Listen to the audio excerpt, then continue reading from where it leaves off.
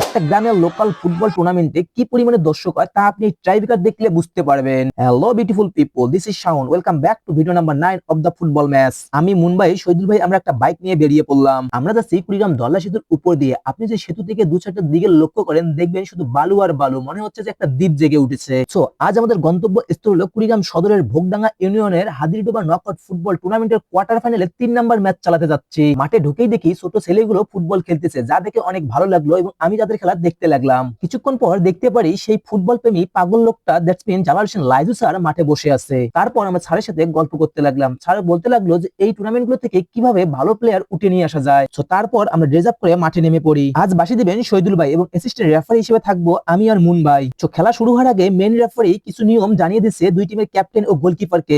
আমরা ফুটবল খেলি। লাল সবুজ যাচ্ছি পরিহিত প্লেয়ার মধ্যকুমরপুর একাদশ বনাম, আকাশী কালার যাচ্ছি পরিহিত প্লেয়ার সাইপান স্পোর্টিং ক্লাব কাতিচর। দুই টিমে হাড্ডাহাড্ডি লড়াই করতে থাকে, শেষ পর্যন্ত খেলাটি ট্রাই বিকারে গড়ায়।